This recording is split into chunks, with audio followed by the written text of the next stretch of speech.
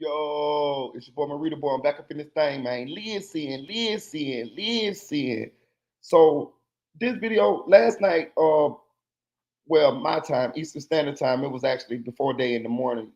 Um, we went over the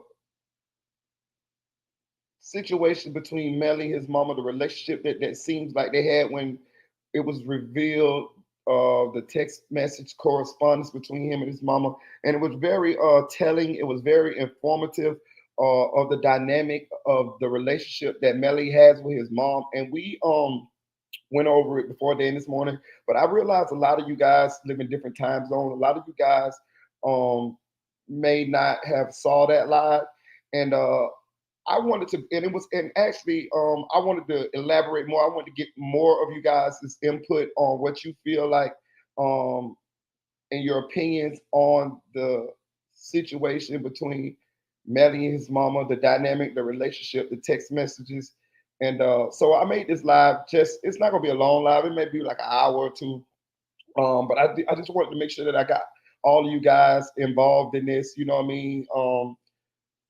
I like when I get to hear you guys different perspectives on things. That's what my platform is a lot about too. It's very inclusive where I want you guys to kind of share your opinions. I want you guys to feel like you do have this is the place where you can come and share your opinions with the masses. A lot of times we watch these situations, these things unfold in the public, and we have opinions on them. And I want you to feel like this is the place that you can come to and share your opinions on certain things. Not even just the Melly case, just different topics that you guys may feel strongly about. But this video is going to be about the text messages between Melly and his mama. What you guys feel? Any opinion is welcome. Um, you don't have to agree with each other. You don't have to agree with me. I just like to hear you guys' different opinions. I'm very, I may do a lot of talking, but I definitely do a lot of listening too. And anytime you guys share your opinions, trust me, I do listen to them. I do take them in account. I do kick them around in my head and see if I can see things from the perspective that you guys are giving. So, yeah, that's what this video about, man. I hope you guys having a great day. I hope you guys stay blessed, man. I hope you guys are thankful for what God has blessed you guys with. You know what I'm saying? Um, the family, your health, your job, your spouse. You know what I mean? Your children. You know what I mean? That car you got. You know what I mean? Those clothes that you have. You know what I mean? The little things. You know what I'm saying? Just if your peace of mind that you have. If you got peace of mind, that's worth more than money. You know what I'm saying? Like just peace of mind. And I'm gonna tell you another thing too. I want you guys to be thankful for the little things, the things that people may um take for granted. I want you to be thankful for those things. Because let me tell you something. If you're thankful for those things, God will bless you with more. You know what I mean? He will bless you with more. If you're ungrateful, you won't get blessed with stuff. You know what I'm saying? You'll wonder why you ain't get blessed because He wants to see if you're thankful for the little things. And I'm gonna tell you, um, you don't. Sometimes we don't value or we don't think about the little things because we just take for granted that those things are just things. But I promise you, when you lose certain things or certain things happen to you, then you realize those little things are very important. You know what I mean? Such as your health. We wake up every day and we just take for granted that we're gonna feel, we're gonna walk, or we're gonna be able to see, or we're gonna be able to hear. Bro, those are blessings, man. Those are blessings to people who can't walk. It's people who can't hear. It's people who can't see. You know what I mean? It's somebody dying right now. So I want y'all to be thankful that you still got breath in you. Still be thankful that you still got a chance. Because if you're still here on this earth, you got a reason for being here. I want you to find that reason. I want you to find that purpose. And I want you to just be thankful and just do that. You know what I'm saying? Just do that. And I'm gonna keep saying this: 9 to 5 people are winning, man. Don't let social media fool you into thinking that you gotta have all this kind of riches and all of that. Yeah, sure, it's nice to have, but I'm telling you, a 9 to 5 person is winning. A person that's able to maintain and pay their bills, to put food on your table for your children, to go out there to work and provide for your family. I know you might not like that boss man. I know they might be pissing you off. I know you might want to cuss them out. But when you don't cuss them out and you go ahead on and do that job that them people paying you to do, man, I want you to know, man, I'm thinking about you. I want you to know that you doing the right thing. When you bite your tongue at work, when you really wanted to cuss that boss man out and tell him to kiss your ass and fuck this job, but you don't do it because you got people that depend on you. You got children that depend on you. You got responsibilities. I want you to know that you're doing the right thing. It don't make you no less of a man. It don't make you no less of a woman. Actually, it make you more of a man. It make you more of a woman. See, a lot of people don't talk about that. A lot of people don't talk about the stuff that we go through at work that our spouse may not know about. You know what I'm saying? That we don't say when we go home. You know what I'm saying? That it don't seem like nobody appreciate. But let me tell you something. You need to know inside yourself that you doing what a real man supposed to do. You doing what a real woman supposed to do. You doing what a mature person supposed to do. And you might not got a Bentley outside. You might got a Honda Civic. You might got a Toyota Camry, but you got it. You got it. You see what I'm saying? Whatever you got, I want you to be thankful for it. Be thankful. Tell God thank you for it. You know why? Because it's some people that don't have it. And a lot of times, I don't want you to be the type of person that realize your blessing when your blessing gone. Realize your blessing when you have the blessing, and think and say thankful, and watch how you get blessed with more. Thank you.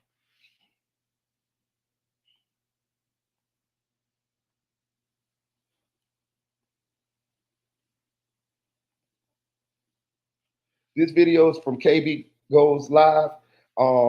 He's summarizing kind of what I'm talking about. I will pause it, you know how I do. So it's a reaction to him. Y'all go subscribe to KB Goes Live. And I'm going to pop in here and there and give my opinion and my reaction to the video. What's poppin', everybody? Welcome back to the channel. It's KB and we locked in, and let's jump into it. Today, we're going to be taking a look at day 14 of the YNW Melly trial. Today, we'll get to see some wild messages that Melly sent to his mom, where he's speaking in the foulest of ways to her. It's a pretty crazy day, so without further ado, so day 14 of the Melly trial is done, and it's time we take a look back at what happened. So to start things off, court is going to end early today after Melly's attorney gets sick during her lunch break. The court will be back in session on Monday for this matter, but just because it ended early doesn't mean it wasn't interesting. Today, we get to see I still feel like she fake sick. She looked fine earlier in the day. What, she ate some bad tuna or something? I don't know, but I still think she fake sick. But I have no proof of that. Just my opinion. messages between Melly and his mom where he's calling her out of her name, and I can't imagine that this is going to look good in front of the jury. Not only will they see this today, but yesterday we seen messages where Melly and Sack seemed to be arguing, and in the midst of it, Melly basically disowned his own mom and even said that it was okay if Sack decided he wanted to kill her, which blew my mind when I read it. And is actually some of the craziest stuff we've heard the entire trial, if you ask me. It shows a complete disregard for life, but anyways, the messages clearly show that there was some tension between Sack and Melly and his mom, and Melly's mom and Sack. Clearly.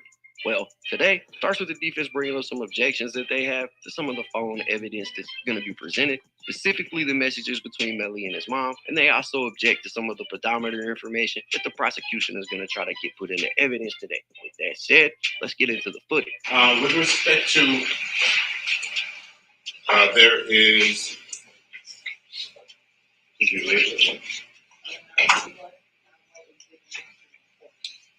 not quite sure what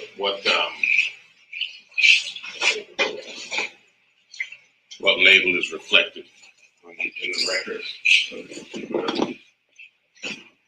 State proposed exhibit.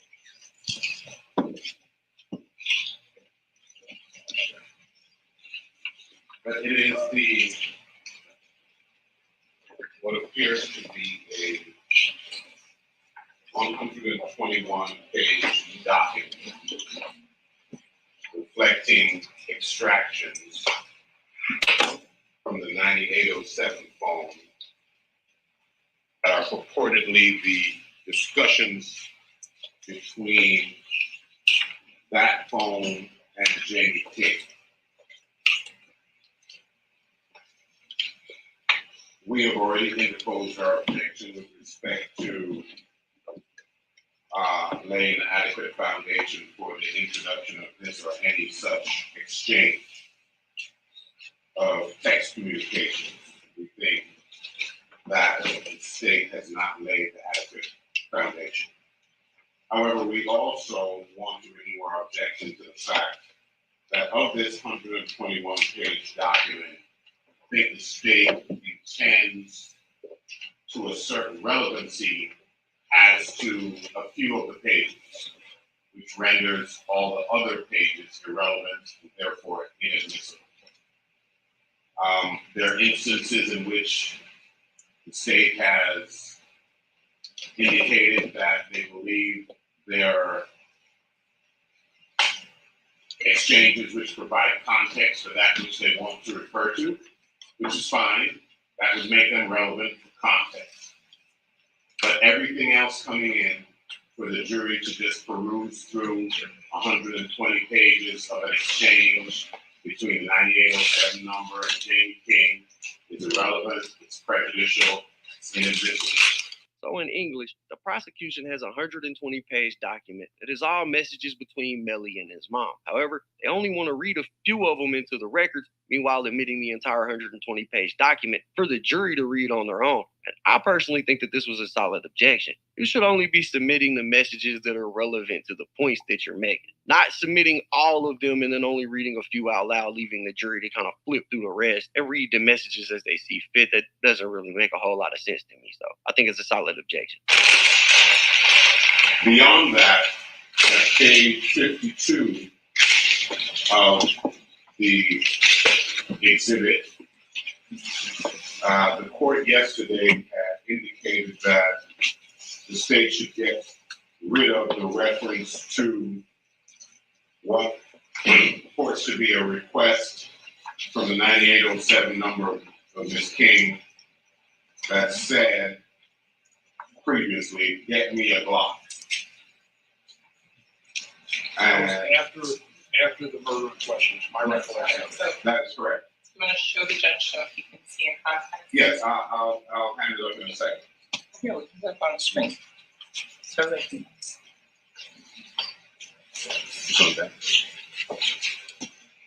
Sarah, if you recall, there was, after this, it included trips that Ms. King made to a gun store to purchase firearms. She sent pictures of various firearms to the defendant.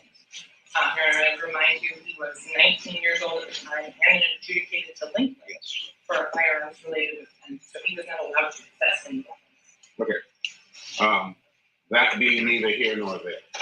With respect to the argument that we're making now, the objection we're making, if the court sees right above that, it says bring Mariah, and then it says okay, and then that previously said get me a Glock, like go now. If it's going to be out, then everything's out. But now it's saying get me, which is an entirely different thing. Now it's saying come and pick me up. And in the same way that messages might be included in order to give context, messages have to be excluded as to not give improper context. This is now saying, representing to the jury that he's asking to be picked up here. And we think that's inadmissible. The very next page, his next statement is, it's get me. And then his next statement is like now. Then it says, I'll pay you, which is demonstrating some necessary urgency for him to be picked up and the fact that he'll pay for it to be done. I'm not sure how that'll be contemplated, misunderstood by the jury, the context of the incident, notwithstanding the data involved. But we object to any redaction which will give a direct misunderstanding to the jury and misimpression as to the communication that took place. You can't turn it from get me to a Glock to get me. It's turning from get me a gun to pick me up.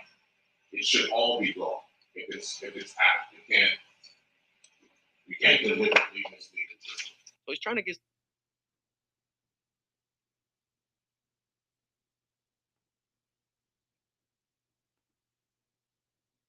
So he's trying to get some of these messages thrown out. And again, I think it's a solid objection. Without the context of him wanting a gun, it does read like he was urgently wanting to be picked up, even to the point where he would pay to be picked up. The redaction definitely removes some of the context. Your Honor, I complied with your Honor's request or order to take out references to any firearms on that in possession or request of the defendant.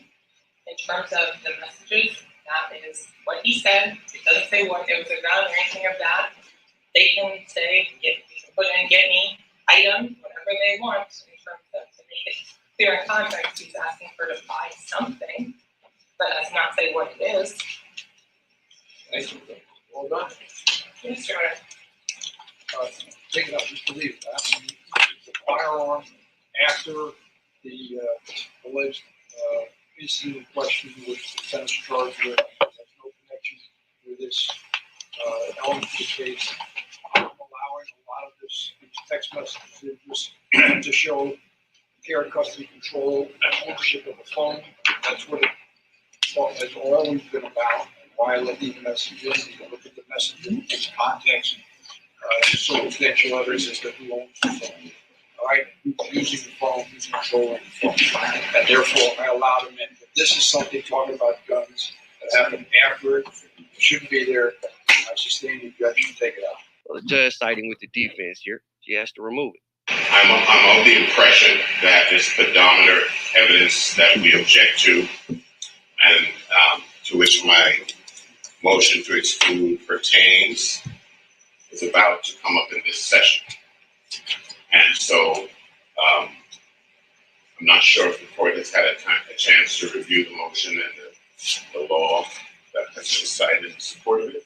We're talking about the step data that the prosecution is trying to use. Remember, early in the trial, they were saying that Melly got out of the car, took a certain amount of steps, walked around, and all of that. Now, the prosecution argued that at 4:02 in the morning, Melly got out of the car, and that's when he staged the drive-by before sending his location to Fredo Bang so he could get picked up. The reason they say they know this is because of the pedometer data that was tracking his steps. The defense apparently filed a motion to exclude that too, and that's what they're getting into now. Why is the motion filed July 9th? We're 2-3 months into the trial already. And filed July 9th. As opposed to when? Prior to the trial starting. So, Well, hey, Judge, we have a hearing. This is the man was in the trial, and you're in the middle of the trial, the closed portion of the state's case. You're filing a motion saying, you know something, let's take a step back. None of this evidence should be admissible. All this should be done before trial started. I understand. Judge is getting a little frustrated with the motion only being filed like a week ago. He wants to know why it wasn't done sooner.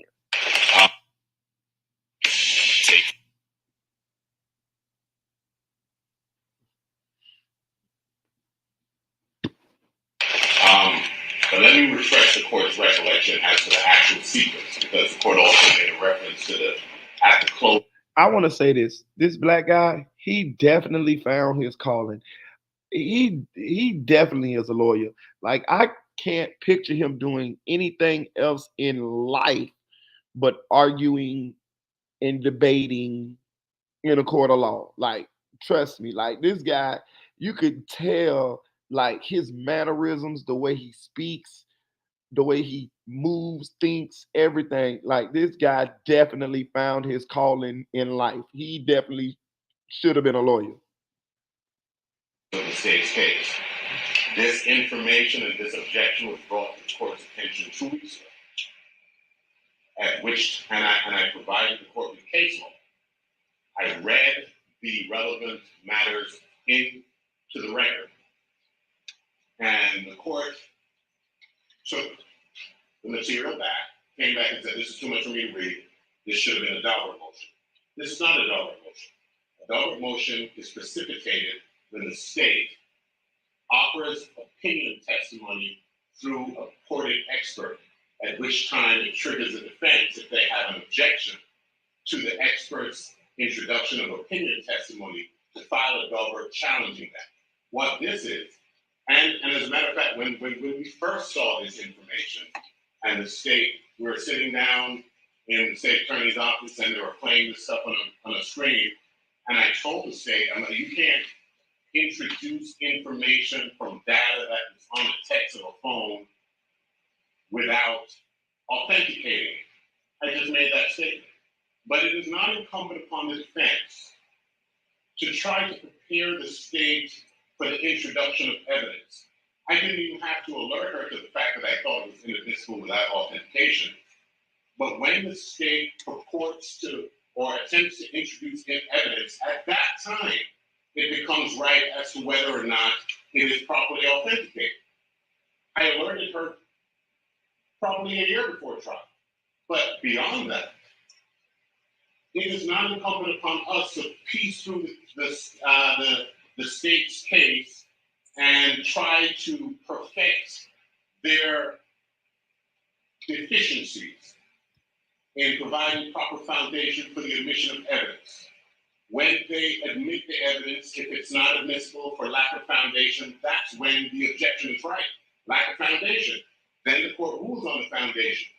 And the fact that the state is of the position that they can introduce whatever comes off of a phone from whatever app without any foundation is a burden that they carry. And if they fail to meet it, then the evidence is inadmissible. It's not, well, the defense should have told you that this is how you should have done it, which I did, first of all. And second of all, I did alert to the court, and it does not make it inadmissible. It's not incumbent upon me to say, get an expert so I can determine whether or not that expert is sufficient and thereby file a Dahlberg motion. This is not a Dahlberg issue. This is an authentication foundation issue. And if they do not have and if that foundation has to be laid by an expert, it doesn't thereby transpose it and all of a sudden turn it into a Dahlberg issue. If that's what they need to put it in, that's what they need to put it in. If they don't, they don't. But it's incumbent upon the court to make a ruling at the time that evidence is being introduced. This is not a Dahlberg motion. This is lack of foundation. The courts are clear. You have to establish foundation for this kind of evidence in order to put it in. You can't just, and as I said in my motion, it should not escape the court's attention that the only case that the state found to rely upon was a case out of Wisconsin, which with all due respect completely misses the point. It says, it's around for a while and everybody thinks it's reliable. So what? As I said in my motion, horoscopes have been around for a while. A lot of people think they're reliable. It doesn't make it admissible. The question is whether or not their acceptance of reliability is well-founded. And that must be established in order for it to be introduced. The state has failed to do so, and it's inadmissible judgment reject. Start talking about acceptable reliability. That sounds like a Dahlberg motion to me. What's the state's position? This is not a type of information that requires any sort of expert opinion. This is not outside the scope of a regular juror's ability to understand. It shows that there was activity and the phone was moving around at 4 a.m. It shows that the phone was moving around again at 4:14. This is corroborated by multiple sources on the phone. And pedometers, I think the first case I cited in this page to the court, pedometers have been used since 1967. This is nothing new or novel that requires any additional testimony whatsoever. Based on the background, the state would submit that the activity data is well within the purview of any juror and would be admissible. Your Honor, just one retort. There are two components, and we're conflating issues. Expert testimony is admissible, opinion testimony, when it helps to a jury to understand an issue.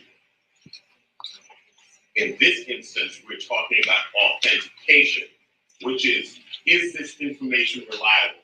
It's not a question of whether or not they know how pedometers work. The question is whether or not a pedometer produces reliable information. Their internet is littered with instances where these pedometers have different information that differs from reality, whether it's tested. As I gave you an anecdote of Larry Daniels, our expert, who says his wife plays piano at church, and when she comes down from there, it says she's taken 20,000 steps, because every time she taps, it reflects that there is a step. Here we're talking about the state coming to say he went left, and he moved in this direction 70 steps, and then he went 100 steps to that direction and 1,000 in the other direction. Clearly, the risk of inaccuracy is amplified in that type of situation. And so this notion that, oh yeah, but they know what it is. Yeah, but is it accurate? I want to hear a distinction between that and horoscope. Everybody knows what a horoscope is. Everybody knows how it's purported to work. It doesn't mean it's accurate. It doesn't mean it's admissible. I have nothing Council, you keep going back to reliability and accuracy, and that's a Daubert motion. Authentication is it what the state or whoever the proponent is that what they say it is? Cool. The case that I cited, there was no Daubert motion, and it was a lack of authentication at the time of introduction of trial. I understand the court's conflation of the two issues, and yes, in this instance, what would be needed to authenticate it would be somebody with expertise. But it is not incumbent upon the defense to go and say, go find an expert so that I can object to it. That's not what it's about. The question is whether or not you can introduce the evidence that you bring in here into a jury. I have stated my opinion, I've filed my objection, Your Honor, and we stand. Thank you. State, Yes, sir. So I don't know.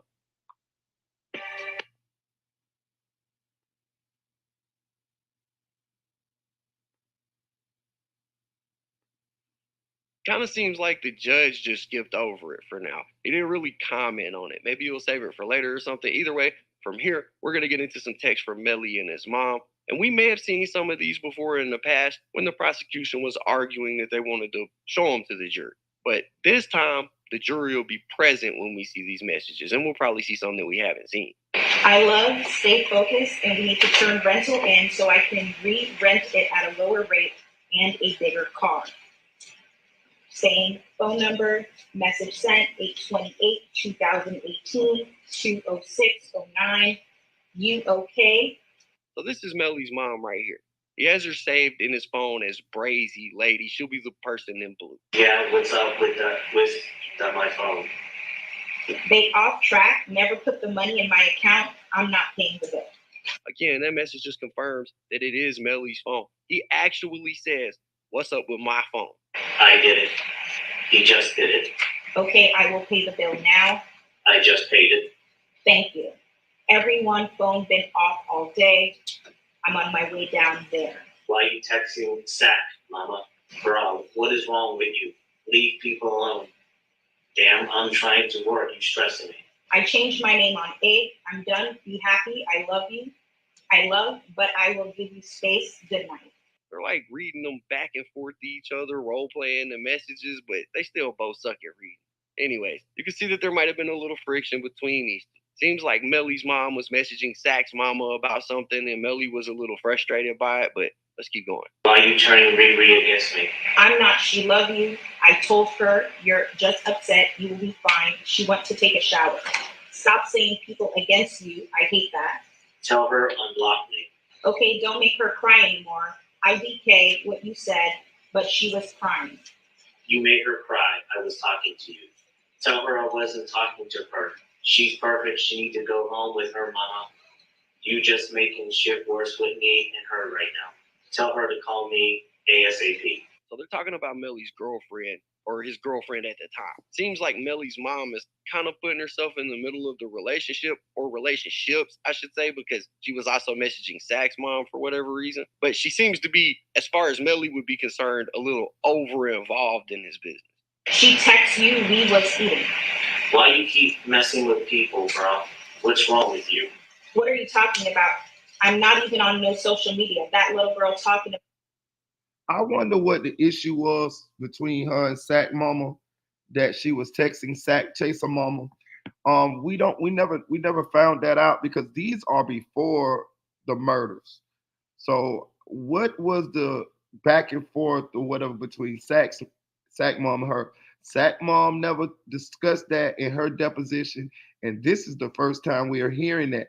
I really, just the nosiness in me, just a little old nosy old lady or the little nosy old man in me wants to know. I got to know. I got to know.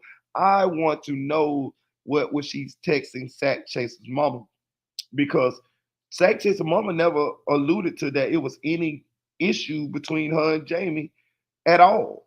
So I want to know, my nosiness in me wants to know, what was she texting Sack Chaser Mama? What was it pertaining to? You get what I'm saying? Did she know this? Were they discussing some of the issues between Jamie and Sack Chaser Mama? I mean, Jamie and Sack Chaser? Or was it?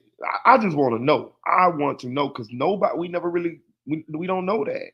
And it was never said that they had an issue. She never said that they texted back and forth. And she was pretty much saying she didn't even know Jamie and them like that. So I want to know. I got to know. I got to know. What she going to do to me, I ain't respond or say anything. I've been asleep. Stop texting his mama, bro. Damn.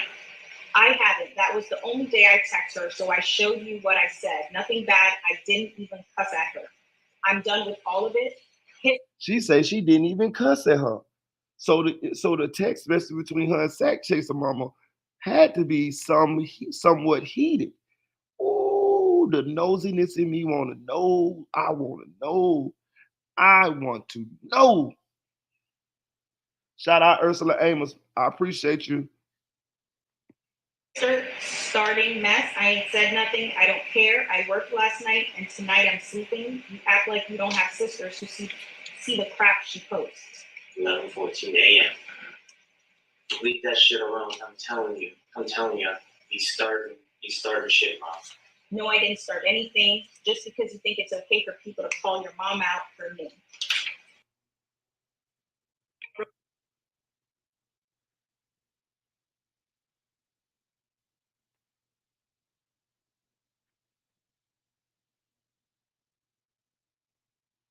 Melly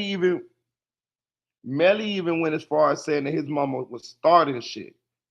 So that means like she is the protagonist. She's, the one who's, antagonizing and, dredging up whatever she's dredging up. I wants to know. I got to get a hold of them text messages. Me personally, I got to see them myself. Text given, but reading the messages, it seems like Sack's sister and Melly's mom had some kind of problem. Melly's mom was messaging Sack's mom, and Melly was telling his mom to stop. He also accused of being the one that started it, and I'm sure that this caused some friction between Melly and Sack because, remember, they were living together at the time, and if Sack's getting into it with Melly's mom and Melly's mom is into it with Sack's mom, I'm sure when they're at the house, they're talking about it, or at least there's tension in the air about it, I'm sure. Listen, I do care about... See, even KB alluded to that it was issues between Sack Chaser Mama, Jamie, Sack Chaser sister.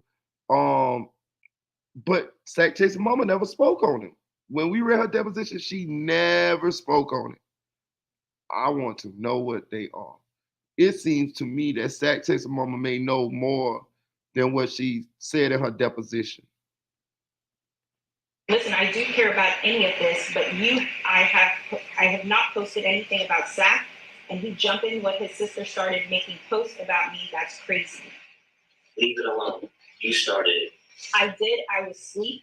How is his sister going on social media talking about punching me in face? My fault. You started it by texting his mama. It's going to be problems. And not even knowing what you're talking about. You a grown-ass lady doing childish shit, ain't no one telling you to text her. She minding her business going to work, you fucking with her. She could have called me or texted me back, not have you or daughter all on social media talking about fighting me like I cussed at her. I didn't even say one cuss word when I texted her. I said nothing disrespectful and you know it. I wish you took up for me like that when Aunt cussed me out. So it sounds like she had an issue with Sack Chaser Mama and Sack Chaser sister. spoke up for her mama. That's what it sounded like. I could be wrong. I told you I don't have no context. I need more. I got to know. I got to know. I need more. But that's what it sounds like. And maybe the issue, I'm just only assuming here, I have no evidence to back this up. Maybe the issue was between her and Sack Chaser. And then I could see Jamie calling his mama, texting his mama, telling his mama, hey, whatever, whatever about his son. And then maybe Sack Chaser mama said something back to her. And then maybe it got heated back and forth. And then being that Sack Chaser mama is uh, a God-fearing woman, maybe her daughter jumped in. So this whatever went on had to be heated. It had to be heated, and it had to go on for a little bit of while. And she said this is on social media. Some of this stuff happened on social media. So I wonder, can I dig back into their social medias and see some of this stuff, or maybe they done erased it by now. I don't know, but whatever it was heated, and it seemed like it went on for a extended period of time, maybe a couple of days or so, or however long. But Sack Chaser Mama never said nothing about this. She hiding something. She's hiding something. Fight me. I don't know what's all going on, but he's talking, making a live video talking about your mother. It's going to make people hate you. That's why I have never and would never do that, because I love you and that's your best friend, and this is not for social media. I told your sister to stop whatever it is they do.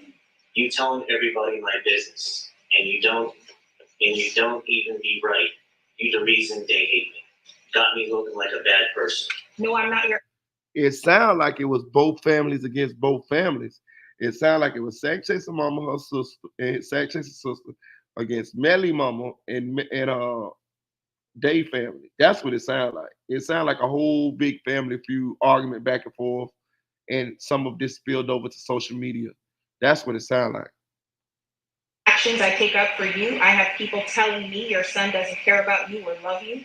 I always say you're just finding your way, and I know you love, even though you hurt me and don't see how much I sacrifice for you every day. I argue with people about talking trash. Okay, so did y'all hear what she said? She said, even though you hurt me. So this goes to what we was talking about from before day this morning to now. I do feel like she love her son. I mean, I feel like it's a love-hate type of relationship, but she just said it. She said, you hurt me. Let's replay it. You don't even be right. You the reason they hate me. Got me looking like a bad person. No, I'm not your actions I take up for you. I have people telling me your son doesn't care about you or love you. I always say you're just finding your way, and I know you love, even though you hurt me and don't see how much I sacrifice for you every day. I argue with people about talking trash about you, even though people say he would not take up for you like that. I always have your back. Every time you call, I am there. That's your. You hear what she said? She said, she basically telling them, hey man, even though you say certain shit that I don't like, you know what I'm saying? I love you, and I just brush the shit off. But I know you just, going through shit, or you just finding your way, and you young. But so it's basically like she keep trying to say that she keep trying to prove to him that she loves him. You know what I'm saying? Maybe she's trying to make up for the situation where Benny King jumped on him, and she took Benny King's side. When this is B Slime's father, this is his stepfather who she was married to, and he actually went to jail for abusing Melly. He beat Melly up for, I think Melly stole a cell phone or something, and he actually hit Melly, and it was actually he was actually charged with abusing Melly, and they say that Jamie took his side, so maybe she feels guilty about that. Maybe she's always at this place where she's trying to prove to him that she loves him, or maybe she just kissing up to him because he got money, or he's on his way to money, he's on his way to being famous. I don't know. It could be one of the both, or it could be all of the above. But I'm just saying I'm just quoting that'll be assumptions, but I'm just quoting what she said, and she did say that he hurt her, and basically, even though that he be saying certain shit, she just tell people that he just finding his way, and she's pretty much saying that he said harmful and hurtful things about her to people before, and to her before in public, and she just kind of brushes it off, But she said here it does hurt her. Let's replay it. don't even be right. You the reason they hate me. Got me looking like a bad person. No, I'm not your actions I take up for you. I have people telling me your son doesn't care about you or love you. I always say you just finding your way, and I know you love, even though you hurt me and don't see how much I sacrifice for you every day. I argue with people about talking trash about you, even though people say he would not take up for you like that. I always have your back. Every time you call, I am there. That's your friend, fine. He ain't going nowhere. I see, but you are not going to say everything is my fault. You hear what she say? She say he your friend, fine. I see he not going nowhere. So it sounds like to me she was telling Melly, you need to stop fucking with him. You need to fuck that nigga. You know what I'm saying? And it seems like she said this to him numerous times because she said, I see he ain't going nowhere, which means she sees that Melly ain't listening to her saying you don't need to be friends with him, probably because of the relationship that her and Sack Chaser have, or maybe even because of some of the situations that Melly goes through with Sack Chaser. You know what I'm saying? Like I could see a parent doing that. You know what I mean? I can see, because I've done that with my son. I've told him, you know, hey, look, man, my daughter, she'll cut a motherfucker off quick. You ain't got to worry about her. Somebody cross her one time, your ass is out of there. But my son, he got a heart. So he's prone to hang around. He's prone to still be friends with some people and give them chances. And I have actually told him once, and I was like, hey, that guy right there, I don't think you should hang around him. I don't think he's your friend. You know, he did this one time and you never know what else he'll do in the future. And so I could see her saying this to him. Now, the reason she said it to him, I don't know. They say it was a power struggle between her and Sack. Maybe she was doing that just because she wanted all the control. Could have been. Maybe she character assassinating Sack because she wanted all the control. You see what I'm saying? I don't know. But I'm saying I could see a parent saying that. And it seems like she had told him that she doesn't like him with Sack, or she wants Sack from around them or him because. So this goes to the conquering, the divide and conquer theory. We hear her saying, "I see he ain't going nowhere," which means she done told him that that she don't like him and that he shouldn't be around him. But is he still there? That's what she's saying. Let's back it up real quick. I want to go over it. Even though you hurt me and don't see how much I sacrifice for you every day. I argue with people about talking trash about you, even though people say he would not take up for you like that. I always have your back. Every time you call, I am there. That's your friend, fine. He ain't going nowhere. I see, but you are not going to say everything is my fault. I know you hurt and looking for someone to blame, but I love you and I love you. I would die for you. So it sounds like Melly was choosing Sack Chaser, his friends, over his mama. That's what she said. And if that's true, I don't know. But that's what she's saying. That's what her perception of it is, or that's what her opinion of it is. So I'm just highlighting this as I go. I'm just unpacking these text messages between her and Melly as I go. You got to also understand these text messages were private text messages between him and his mama. He nor she ever thought that these, I don't know, well, put it this way, she never thought that these text messages would be put out here like this. And I don't know whether he knew or thought, because if this was premeditated, then maybe he would have thought that some of this would come out.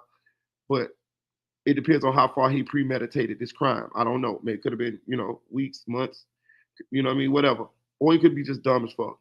But what I'm saying is, I kind of believe that these private text messages that neither one thought would see the light of day.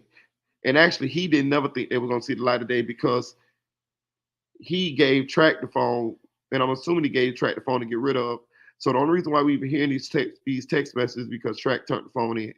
So these text messages was meant to be private. But you don't see that right now. It's okay. I told you I'm backing off. I told them to delete whatever they post. It's dead. Your grandma is over. They wanted to see you. I'm gonna call her in a second. Working on the second album. Okay, everyone went home. I love you. Keep doing great music. I'm proud of you. You're my heartbeat. I cry all the time. I miss you so much, but I know I have to let you grow up. No need to cry. You fit to be a millionaire. You deserve it. You're so talented. We play your music all night. I love you, kid. Love you too. I see you be chilling. I love that. Keep doing you. Everything gonna be in place. How far are you from the club? Answer me.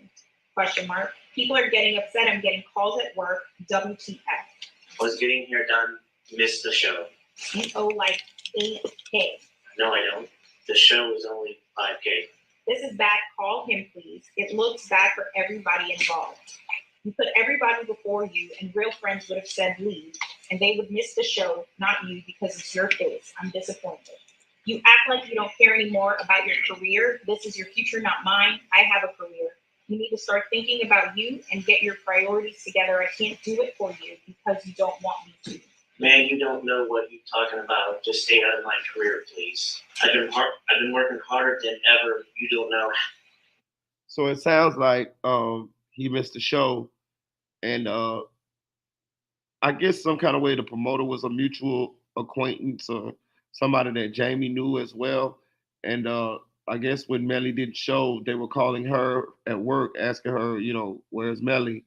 And this is her text to Melly, voicing her displeasure about him not showing up for the show. And she told him that he owes like $8,000 for missing the show.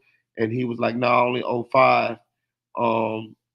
I don't know, was it an advance on the show? A lot of rappers like to have advances. I remember one time we paid Lil Wayne's baby mama, Toya. I forgot, I actually met Toya, Lil Wayne's baby mama. We paid her. We had a choice. It was crazy. My partners, they used to chip on this club every Thursday, Club Envy, and it was I was actually I was an artist under these same guys, and we had a choice whether to pay Nicki Minaj. This was Nicki Minaj first popped off. Like she wasn't even like it was even before Young Money. Like she was just getting a name, and they had a choice between to pay Nicki Minaj 10 bands to come to the show, to come to the venue and do a show, or they had a choice to pick Toya, Lil Wayne's baby mama. This is when she had a show, Tiny and Toya and stuff, and she only wanted 3 bands, and they chose to pick Toya. She came through, got her hotel room. She came through. All she did was sit on the stage. I actually performed that night. I performed while she was on stage, and I performed. I met her, talked to her, but she just did a walkthrough basically. She don't rap or nothing. So she just started on stage while we performed. She got her little 3 bands, and she was good. Matter of fact, I think we had Black Dot. I performed that night too. Tatted on my chest, yes, I'm a Zoe. Never had a problem getting hoes from Miami. Yeah, we had Black Dot come through, and we had Toya come through, and then I performed that night as well.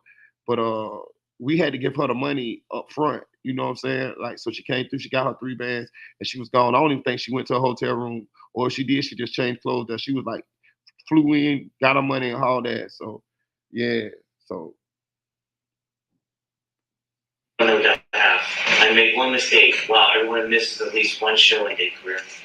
They called me at work. I was afraid something happened. You didn't call me. This is the second show that DA promoted for you. It looks bad on him, and people already talk so much stuff. I get put in it regardless because you're my child, and I can't take up for you when I don't know. No, I don't know because you act like I did something to you, and I never anything but help you. And it looks bad because tracking everybody there. Why you ain't go with that ? You don't smoke anymore. Man, don't worry about my career. I made a mistake. I don't care. The back end was only $1,000. It's not the money. It called being professional, and that I want you to understand. So the back end was only $1,000. Oh, okay. So I got a question. I wonder why. So it sounds like this is a local show, and that's usually how it starts. I would assume that the local promoters / drug dealers who got a lot of money in the city, because that's pretty much who your promoters be. They be dudes who did some kind of fraud or sell drugs, and they got enough money to pay artists to come through. So they rent the club out, they pay the artist, or either they chip. A lot of times people to chip too, you know what I mean? But most of the time, your promoters are crooks. Most of the time, your promoters are drug dealers, ex-drug dealers, scammers, somebody who got enough bands to pay artists to come through and perform. And I would assume these are local people because they know his mama, they got our phone numbers and all of this, and they probably doing this. This is probably some of Melly's first shows that he's doing in and around the area where he lives in, probably Fort Pierce, probably Melbourne, you know what I mean? Probably some in Gifford, Vero, you know what I'm saying?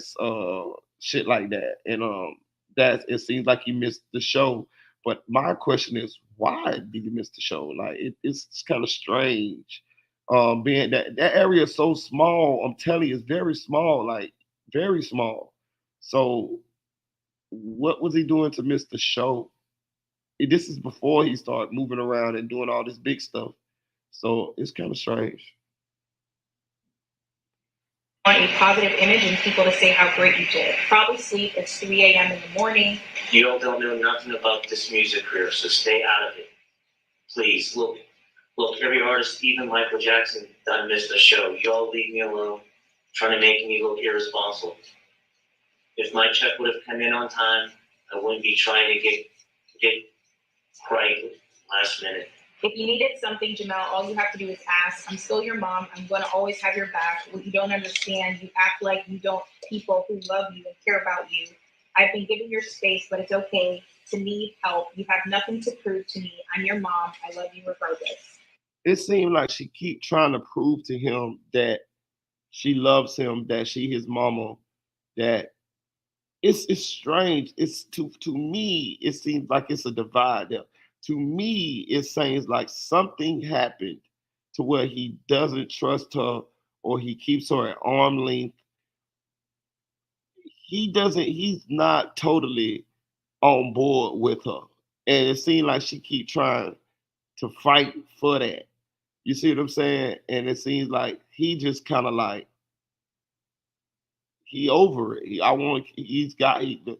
The space he has her in. That's the space he wants her in at arm's length. But it seems like she keeps fighting to get in more and more.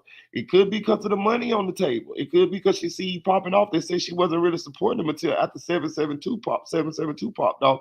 So maybe he looking at her like somebody who just want to be down with him because he got something going on now. Maybe their relationship dynamic was different before he started making a name for himself in the rap game. But for whatever reason, I don't know. Those are all assumptions. But for whatever reason, he definitely is trying to keep her at arm's length, and she's definitely fighting to get closer. I love you, kid. Good morning. I love you. Call me when you get up. Trust God. Everything will be fine. Love you too. Unblock my number. So that was basically all of the messages from before the crime took place. Now, they go through the ones where Melly asked his mom to buy him a Glock, except for the parts about the guns is redacted because the jury's present this time and the judge said that they had to redact anything about guns. So they go through those messages, which we've already seen, so I'm not going to go through them again. And then we get into more messages that took place after the crime happened. Capital letters right now. I'm good, Foo. You got it. I'm gonna just stay to myself. I don't want to hurt you, Foo. Just leave me alone. No one blocked me because I'm not finished saying what I'm saying. I've been trying to be there for you, and you push me away like I'm the problem. Fuck what everyone gotta say. Man, I'm not trying to hear that shit. I do shit for you too. You always give me the cold shoulder, but it's cool. You better off without me, so just slide, bro. I'm gonna love you from a distance. I didn't do anything to you. Bitch, you gave me the cold shoulder because I couldn't find the blazer. Melly just talking to his mom any type of way right here, bro. That's wild. But cool, you want. But I think I unpacked this correctly, guys. You see, he definitely doesn't. He's definitely playing her to the left, and she's definitely continuing to try to fight. I definitely think I'm going with Tanel. What she said in the comment section. It seems like he's hurt. She's hurt him one too many times, and he's just over it.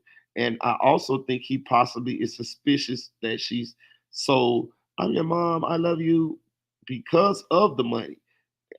It seems like they had a different relationship before the fame came, and now that the fame has come or is about to come or is knocking at the front door, he's seeing the change in her, and he see it as she probably wants something. This is all assuming. I have no facts to prove none of this. I'm just assuming from these text messages. I could be wrong, But for whatever reason, she keep fighting to be closer to him, and he keeps hitting her with that goddamn stiff arm. No, no, I'm good. Just leave me alone. That's what he said. Just leave me alone. To be better off by yourself anyway. I looked in 4 different stores for the shit. You mean? So you can F with who you want, LOL, but it's cool, it's done, just remember. Fuck everybody. If you don't understand, I know the next one. KK. I'm meant to be alone, I'm a monster. I'm evil. I'm all dead. It's always F people that I'll do anything for you. So leave me the fuck alone. But fine. You do me wrong too. You got it. I don't want to hear that shit, bro. G shit. You don't have to, it's done. You good? You just turned me up. Unblock my number. I love you, bipolar ass. Yeah, so you can tell him and his mom weren't really on the best of terms. But there was nothing in there that was really too incriminating other than Melly calling himself a monster and saying that he's evil. That's a pretty wild statement to read to the jury. And Lord forbid if any of them were mothers with the way that he's talking to his mom in those text messages, because I doubt that that'll be good for him, you know. Other than that, though, there wasn't nothing in those messages that was incriminating. Now, after that, they go through the pedometer data, which is boring and proves absolutely nothing because pedometers on phones are like the least accurate thing ever. If you don't believe me, pull your phone out, open your default fitness app, go to the pedometer, and then just shake your phone and you'll see what I'm talking about. So I'm not going to bore y'all with that part because it's super unhelpful to any part of this case. And it literally proves nothing. They go through it for like an hour and it proves nothing. So anyways, after this, they go to lunch, and after that, the day ends early because I think Melly's lawyer got sick and couldn't continue, but the trial will resume on Monday. Now, I'm also hopping on another interview with America's attorney, Josh Sanford, today to talk a little bit about this case, and that should be coming out on his channel next week or so, so y'all be on the lookout for that. But yeah, that's basically it for day 14 of the YNW Melly trial. Anyways, that's it for the video. If you enjoy, y'all go subscribe to KB Goes Live. I will check out that other video on the that lawyer's channel too, because I subscribe to him too as well. I like to listen to the different lawyers reaction. I'm gonna go live again tonight, guys. When I get off work, I gotta get ready to get out of here in a little bit. I'm gonna get me a little nap in. I probably got about a good hour. I can get me a little good hour nap in. I was kind of getting dozing off. Y'all know I be going hard, bringing you guys this content. But I did want to piggyback on that a little bit. My intention was to let you guys share your opinions, but I know if I open up the chat, this gonna turn into an hour or so, and I'm gonna be tired as hell when I go to work. So I'm gonna try to get me a little nap in. I just came back from the grocery store, did some cleaning up, some stuff like that, and so I'm a little tired. So and we did go live till about 5 or 6 this morning. When I got off of work, like 1 or 2 or something like that in the morning. We went live. So if you want a little recap, you can go catch those lives, man, that I did last night. And before this morning, I just hit you with another live, maybe about 6, 7 hours later. And when I get off of work, of course, I'm gonna hit y'all with another live, man. Like somebody said in the chat, man, I'm the hardest working guys in show business. Just keep grinding, grind them down, grind out. Shout out to Tanel Bourne. Shout out to Dream Doll. Shout out to Flyboy Michael Foe. Shout out to my guy, Audio Crack 22. Shout out to Nephew for Real. Shout out to Corral. Shout out to Unspoken Crime Mysteries, Unspoken Crime Murders. My boy got 2 channels. Y'all go subscribe to both of them. Shout out to Trigger Man. Tell him, God damn me. Shout out to Chicks 1000, aka Chick 1K. Shout out to Edie. Shout out to John Doe TV. Shout out to Siobhan Velez. Shout out to Kamal Kimball. Shout out to who else? I think my name Evans TV or something like that. Evans. He a Clubhouse guy, man. He be coming through and supporting the channel, man. I appreciate you, bro. Shout out to Music 101, bro. Gave me a mean shout out on one of his videos the other day, man. He was one of the first YouTubers to reach out to me. If you go subscribe to his channel, man, that's cool, man. He almost at 100,000 subscribers. I listen to his content all the time. Who else, man? Shout out to Raw Nature, my boy from Estonia. Shout out to Kamal Kimball, man. Who else? Shout out still Ashley Bitch. She be supporting the channel. Shout out to who else? Shout out to Mr. Magoo. He was rocking with us hard today, man. Rocking with us real hard. Shout out to Sil Foster Jr. Who else? Shout out to my girl Kenny. Hey Kenny. Shout out to Haley, man. Haley be looking out and Haley be supporting the channel too. Shout out to Joel Bowles. One thing about my boy Joel, he ain't been in the chat lately. He been working, but one thing about Joel, he'll damn sure email me. He'll email me. Me and Joel, we be talking sometimes through emails, man. It'd be cool, man. All of you guys that are new subscribers, man, I appreciate you guys, man. I really do. I really do. I listen. Some of you guys ain't subscribed. I'm gonna tell y'all something. Now, eventually, I'm gonna put on subscriber only mode. So if you don't want to be left out of the exclusive content or the chats, I suggest you subscribe, man, because I'm telling you, very shortly I'm gonna cut on subscriber only mode, and that's gonna be to cut down on some of the trolls and some of the people who just popping in, you know what I mean, and not really investing in the channel and just be spectators and onlookers. Nah, you're gonna go on, either you're gonna be in with us or you're gonna be out. You know what I'm saying? So I suggest you guys to subscribe, because I may do it tonight, I may do it tomorrow, I don't know. But eventually I'm gonna cut on subscriber only mode. Also, if you want to become a member, man, I have set up the membership, so I would appreciate you guys go and join and become a member. We will be having Horizontal Mambo merch coming real soon here. And for the subscribers, you will get a free shirt. Not the hoodies, but I'll give you a free shirt. You know what I'm saying? Also, please support the channel, man. The Cash App is rolling across the bottom of the screen. It's Marita Boy 0407 and on Cash App, Marita Boy 407 and on Cash App, man. I appreciate you. Any donations appreciated, man.